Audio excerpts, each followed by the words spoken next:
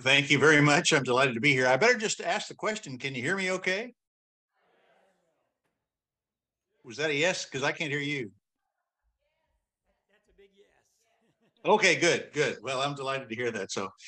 Well, listen, thank you very much. I'm delighted to say a few words. Hey, look at that crowd. That's a big crowd. All right, good to see you all. I wish we could be together. You know, we're all worried about COVID again. We have to be very, very careful.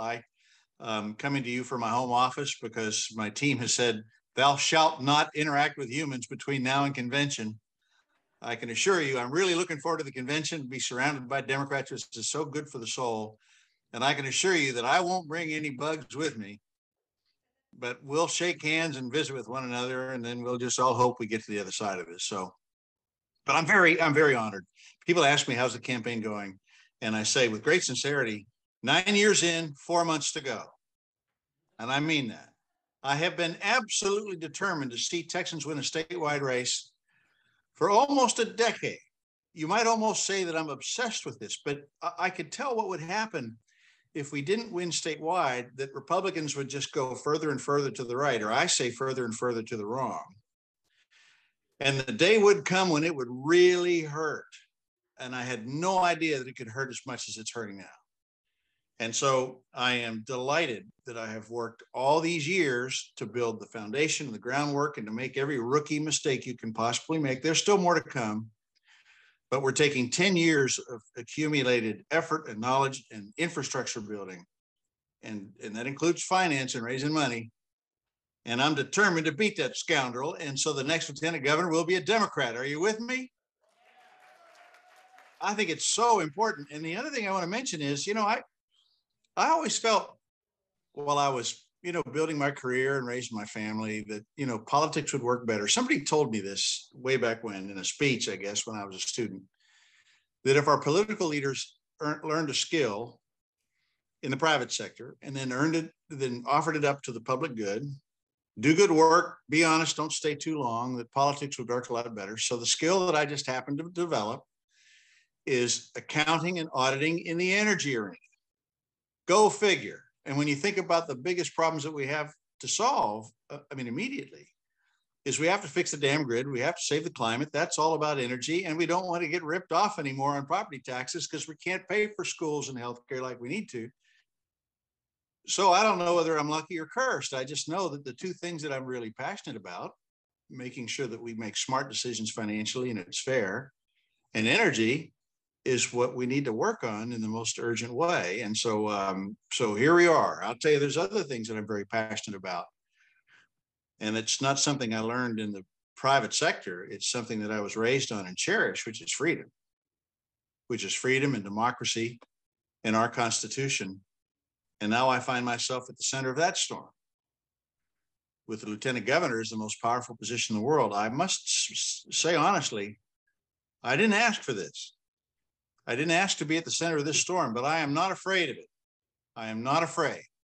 And I'm fighting like hell to defeat Dan Patrick. And then we're going to talk about quickly. I don't want to take too long, but I want to tell you, here's what will get done when the next lieutenant governor is a Democrat. And I'm going to tick through it fast because I don't have much time. But we're going to have great public schools. And if you're a teacher or a retired teacher, you're going to feel good that you made that decision, because Texans feel great that you made the decision, because public education is so important. And we're going to stop the great Texas property tax ripoff, which means that we as homeowners pay more so that corporations can pay less. And who suffers but the children in the state, where that money needs to go to education, not to the pockets of the corporate investors in the state. Expand Medicaid. It has to happen. Criminal justice reform. We should think and learn to think in terms of restorative justice. Get rid of these profit prisons, and people that haven't committed a violent crime, first-time offense, young people, get them out there working. That's the best answer. We've got to do something about guns and gun safety. And Uvalde has infuriated us and awakened us.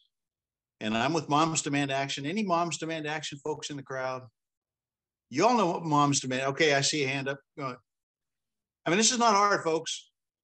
Background check system that works, red flag laws, raise the age limit to something sensible, safe gun storage, 48-hour waiting period. These are sensible things we all know that we need to do to begin to solve the crisis about gun violence. And then let's talk about freedom. Of course, we have to fix the damn grid. We got to fix the grid. And let's talk about freedom for a minute and for democracy. Democrats must answer the call. We always answer the call, Democrats do, and we must, to fight for our freedom, to fight for our rights, the right to vote, the right to have our vote count by killing gerrymandering, which is killing democracy. So we have to end gerrymandering. I say we go to independent redistricting commission. The right to free speech. And when our teachers teach history, let them teach history. Celebrate our success, learn from our failures. That's how we get better. That's so important. Freedom for the LGBT community to live and love as you intend in freedom, not as the lieutenant governor would dictate. And most importantly, a woman's freedom to control her destiny and to control her healthcare and make the decisions that only she can make. Those are the things that we're going to have to work on. And that's why we need a lieutenant governor who's a Democrat. And that's what I'm fighting for. And I'm pleased to say that the majority of Texans are with me. We are not some fringe operation here. This is what Texans want. And the only reason why we aren't getting what we want is because democracy is not working in the state, because the state is controlled by Republican primary voters who do not represent our views. I don't even recognize who they are, but they aren't Texans and they don't share our view. And all we have to do is to release ourselves from the grip of that Republican primary voting minority. And then democracy thrives. And then these things that we are championing and fighting for are within our reach. And we have to win statewide to do it. Gerrymandering tells us we must win statewide. I see my friend Rochelle Garza is here. I'm so happy. I wish we were together. Rochelle and I have been campaigning all over the state together. I'm always honored to be with Rochelle. I will be so honored to vote for Rochelle. I will brag for the rest of my life that I knew the Attorney General of the great state of Texas who punched through and won. These statewide races really, really matter. So those are my prepared remarks. I'm just so happy to say a few words with you. I'm just about as energetic as they make them. I'm a coiled spring, and I can't wait to start throwing hard punches. So thank you so much for letting me say a few words. I really appreciate you. And let's try to do some question and answer. And then you can shut me down when you're bored of me. Mike, thank you so much. I hope you were able to see that we have a pretty good size and enthusiastic audience here. If anybody I could see indeed. Yeah, if anybody has any questions for Mike, if you want to come up here and actually say it to the microphone and camera, you can. Otherwise, I'll just repeat it for you. And I would say kindly stand as close to the microphone as you can. Okay, Mike, we have Pam Baggett here. Hi, I'm running for House District 19 so that I can support you once you're elected and I get in office. How do you believe is the best way to fund public education?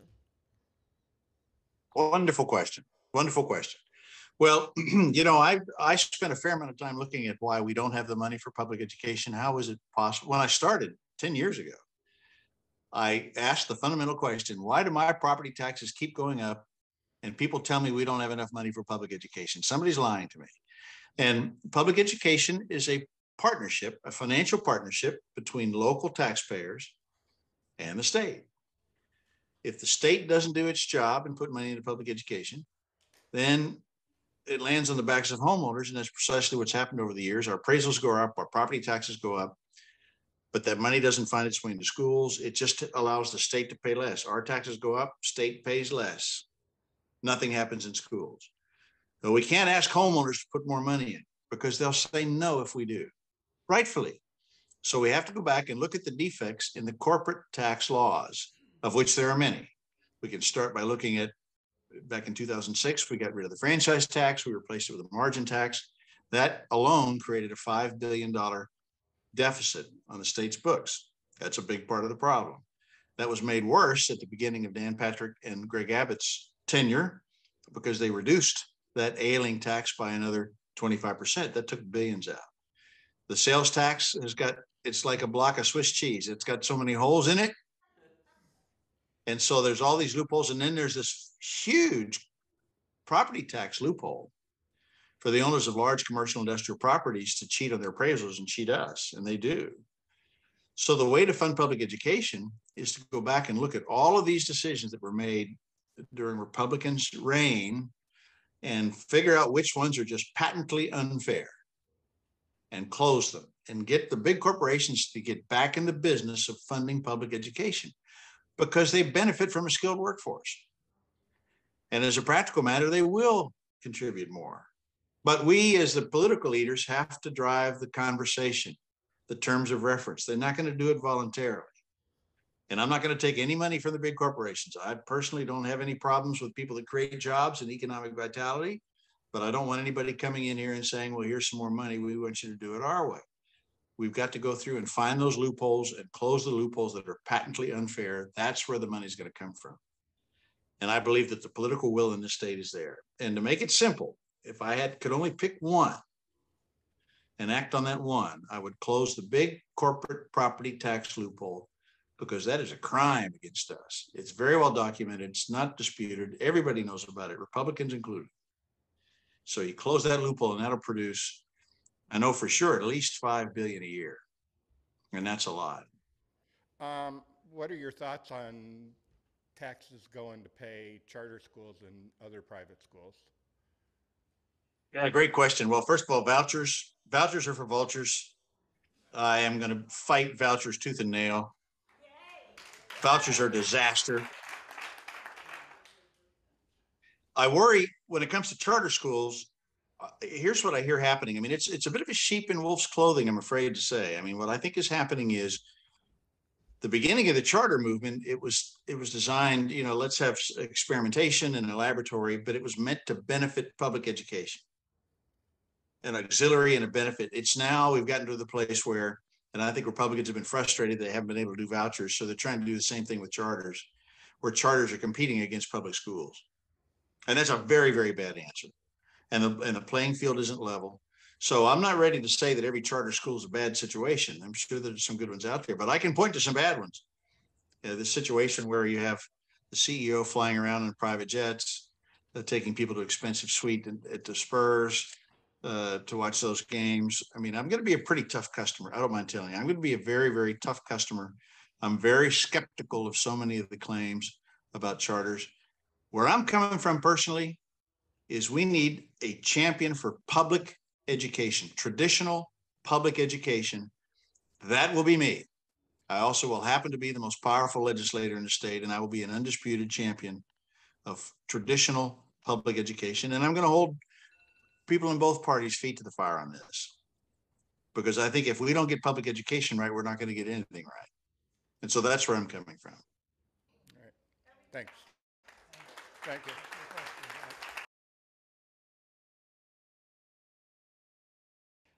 Rochelle Garza is our Democratic candidate for Attorney General, which, as we all know, is a very important statewide position. And you will, of course, want to vote for Rochelle because she is not Ken Paxton. But again, she has so many other strengths that I won't be able to mention them all here, but let me try to introduce her just a little bit. Rochelle is an attorney from the Brownsville area. She's a very strong advocate for reproductive rights, and she has argued some very important cases that you've probably read about, and has tangled with the Texas Supreme Court and Ken Paxton over those. She's an advocate for health care, especially for people with disabilities. She's a very strong advocate for civil rights and immigration issues. So she's just an awesome candidate for Attorney General and would make an excellent one, and we should all get out and support and work on her behalf. Her website is RochelleGarzaForTexas.com. I'll write that up here in a minute. She was also one of the top couple of vote getters in the March primaries, and she also spoke at our earlier primary webinar series back on February 5th. So if you want to look that up and replay it, that's great. So at this point, please welcome Rochelle Garza. Thank you. Thank you all so much for having me here. I cannot see everyone in the room, but I can hear you. My name is Rochelle Garza. I'm your Democratic nominee for Texas Attorney General. I'm a civil rights attorney. I'm a fifth generation Texan. I'm a new mom. I'm a mom to an almost 4-month-old. She's 3.5 months. I had her during the course of running for office. And I'm running for our families. I'm running to make sure that we bring accountability back to the Attorney General's office, but also that we create an office that is going to really be the people's attorney, that is going to fight for everyday Texans. And a lot of that fight comes from my personal background, growing up in South Texas and being raised by 2 public school teachers. My dad went from being a farmer to being a teacher, to being a lawyer, to being a judge. And my parents were very clear that we had to work hard, we had to give back to our community, and that we all weren't born with the same lot in life. So we had to look out for each other. And that was really driven home to me by having grown up with a sibling with disabilities. My brother Robbie experienced a brain injury during childbirth. And so it really shaped who I am and how I look at my role as somebody who lives in a community, that lives in a state, and what my role is as an attorney. So that's why I focused my career on civil rights and fighting for people that have been overlooked or left behind by our legal system, because our rights are dependent on other people's rights as well. And the best example that we're seeing right now play out in our state is with reproductive rights. Back in 2017, I took on a case of a young woman who was in immigration detention. She was 17 years old. She needed access to abortion care, and the Trump administration prevented her from getting access to that very needed care. Ken Paxton involved himself. He's the one who opened up the lid on where she was and made it a very public spectacle and tried to intervene in that case. That case wove its way up to the Supreme Court of the United States, but we had to get through Brett Kavanaugh, who is now on the Supreme Court, as you all know. And he made a decision that would have been harmful to my client, that would have forced her to have a child against her will. And I ended up testifying against him in his confirmation hearings to the Supreme Court. So we've known for a long time that he was going to overturn Roe, and we saw the results of that. We won for her back in 2017. We made sure that she got the care she needed. And we were also able to ensure that every teen in immigration custody was given access to their constitutional rights. I'm very proud of that work. I know that we are in a very different place when it comes to reproductive rights, but the point remains that this fight isn't new to me. This is what we need in the Attorney General's office. We need an advocate who has been battle tested on these issues and can take on the status quo. And right now the status quo is Ken Paxton. He has brought a level of lawlessness to his office that we as Texans cannot put up with. It is incredibly dangerous. And I don't want to scare everyone, but the reality is that democracy is on the line, especially in this election.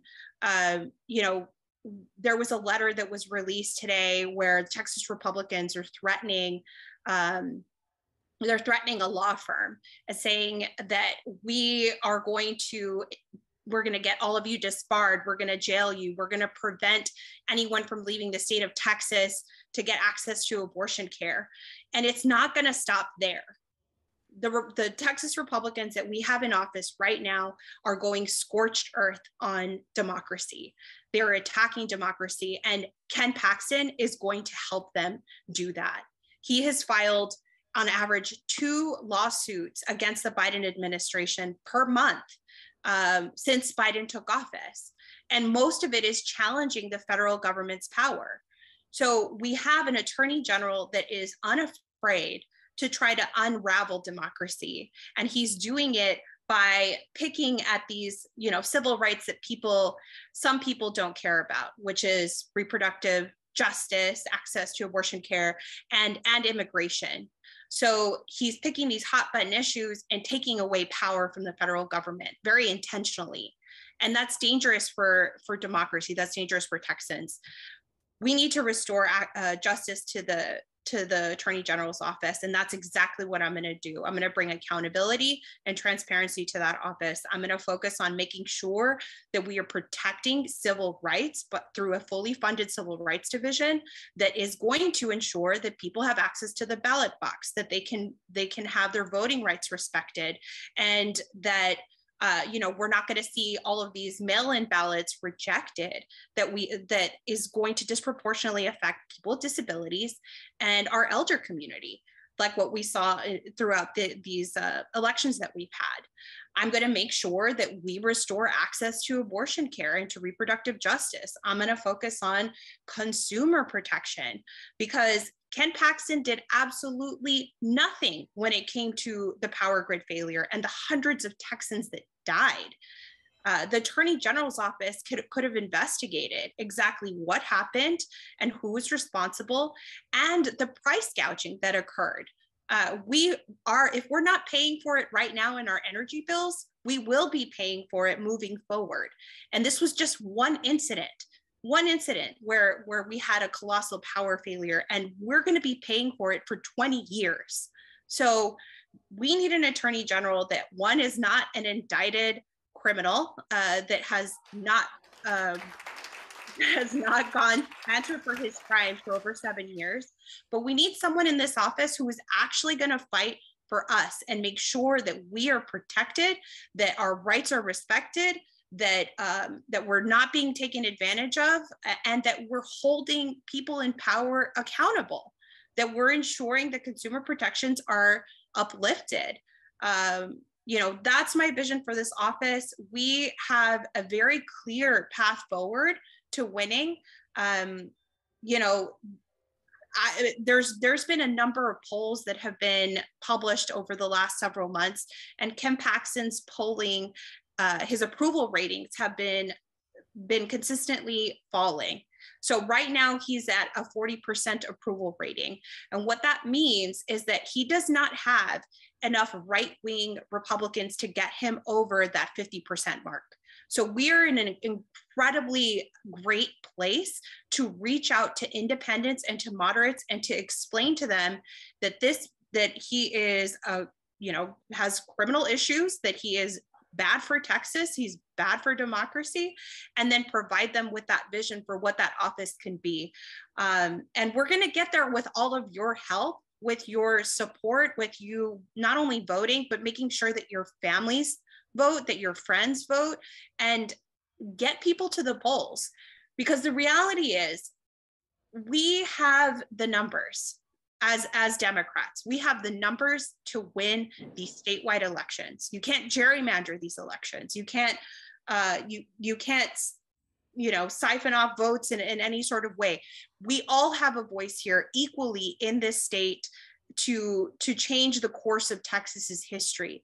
As long as we get out and vote and we help our neighbors and our friends and make sure that they know that this election is absolutely critical, and that we need to get rid of, we need to get rid of Dan Patrick, we need to get rid of Greg Abbott, and we absolutely need to get rid of Ken Paxton, because Ken Paxton is the key, and he is going to cause more harm to all of us. But the three of them, we need to get all of them out.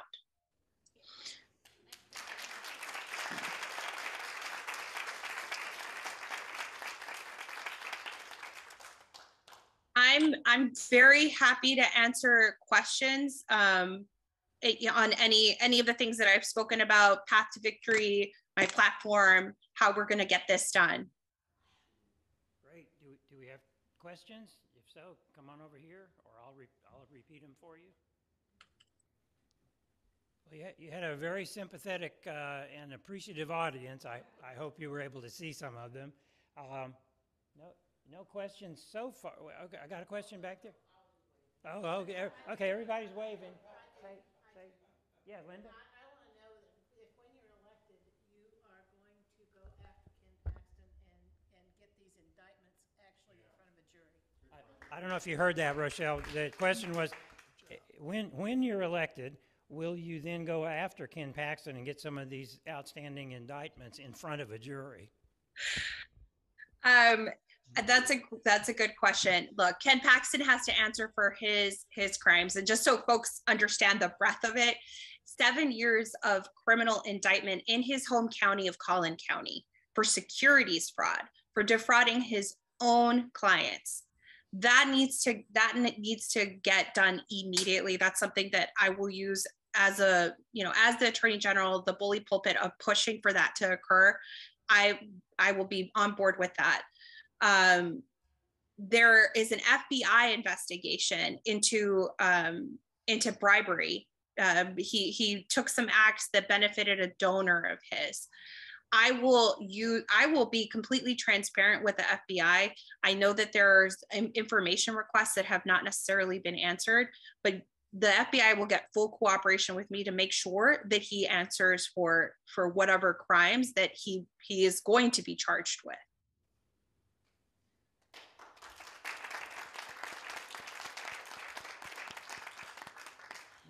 Any other questions? Don't be shy. All right. Well, Rochelle, I think we're out of questions here at this point, but I think really appreciate you spending some time with us. And I think Adrian has a question. Another question? Oh, Adrian. Hi. Okay, Adrian has a question.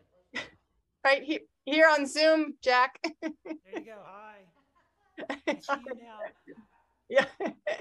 Hi, Rochelle. Thank you for being here. What do you plan to do to address the climate crisis? I think that, so just to back up a little bit, the Attorney General's office is it's a constitutionally independent position. So it doesn't necessarily answer to the governor, lieutenant governor, or the legislature. The office itself is really a civil office. So there are things that the office can do through consumer protection that could address some climate issues, right? Holding companies accountable for price gouging. That's one aspect of it.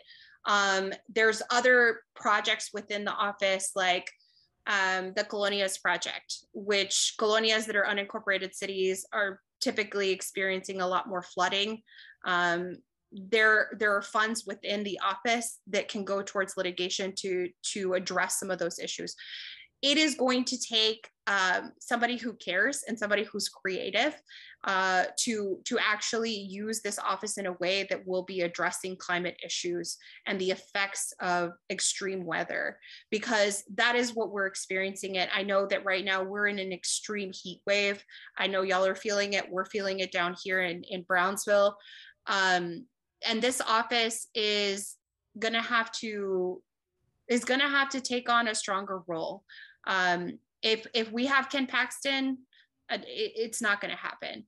We really need to have new leadership at the statewide level, up and down the ballot. There are some wonderful candidates that we can all work hand in hand with each other to address these really pressing issues. But we need to start winning elections. And we need to know that we can actually win them. We just need to show up, and we need to get our families and friends to show up.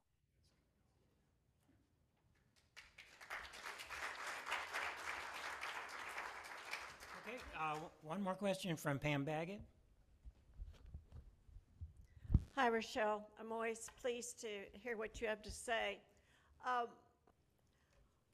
You mentioned how we're going to have to pay for what I call the snowpocalypse for 20 or 30 years. And that's because they're adding $20 to $30 a month to our electric bills.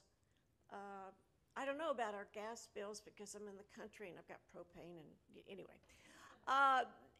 Can you do anything about that? Can you go back on the gas providers who were, I used to work for FEMA, and in effect we would say that they were ripping off the consumer, taking advantage of the disaster. Can we go back and say, hey, wait a minute, you pull out those funds yourself? And heck, I'd even like the last year and a half's worth of extra $30 a month back. Is there anything that the AG's office can do? Yes, absolutely. That's a great question. And so just to kind of break it down, because I had these numbers put in front of me, and the breadth of the problem is huge. We're looking at $2.9 billion when it comes to gas. So that money is going to be put onto the consumers, and we're going to have to pay that over time. Just on the gas side. On the electric side, I think it was around $3 billion. And this was just from one incident where the power failed us. And these companies have decided to put the burden on us, on the consumers. And because we don't have an attorney general that actually cares about us, that is looking out for us, nothing is being done about it. The AG's office is the people's attorney's office. As your attorney general, I am going to look at what happened. I'm going to look at exactly how this price gouging happened, and do everything I can to reduce those costs, because the consumers everyday people should not be paying for that and footing the bill for something like that, when it was their mistake for not weatherizing, and it was their issue to fix. So that's where the accountability comes in with this office and being the people's attorney.